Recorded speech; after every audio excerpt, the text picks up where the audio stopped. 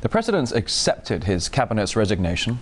The move comes amid weeks of violent crackdowns on demonstrations calling for liberty reforms, and despite a massive pro-president rally on Tuesday, a new government is expected to be in place on Wednesday, as well as the lifting of a controversial state of emergency that's been in effect for more than 50 years.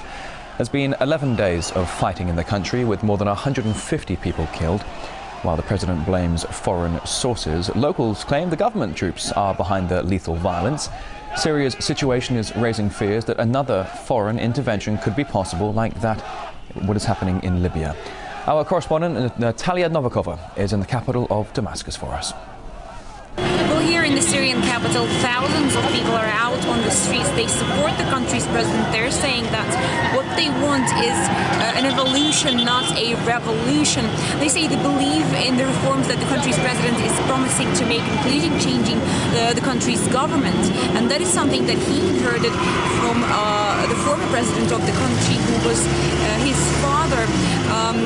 They're actually saying here that ever since he was appointed the country's president, he wanted to make many reforms in the country, but wasn't able to do so because of the country's government, and that's something that he's promising to change.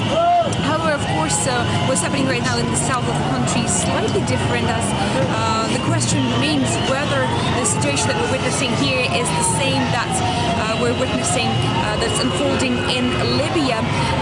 The U.S. Secretary of State Hillary Clinton has said that the U.S. doesn't see the situation here similar to the one in Libya, but at the same time, the Syrian authorities have already deployed troops to the south of the country in order to stop the protesters, the anti-presidential protesters there. So the question remains whether there's going to be another U.S.-led military campaign in Syria, as we're witnessing in Libya. However, locals here are saying that they believe that the situation in the south of the country is rather calm, much more calm than many news agencies and news channels are reporting.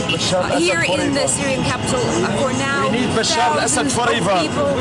We need to free with Bashar al-Assad. You can hear what they're saying. We need to free with Bashar al-Assad. But local authorities, of course, blaming the uprisings in the south of the country. All people in Syria like Bashar al-Assad. For we love him foreign forever. Forces.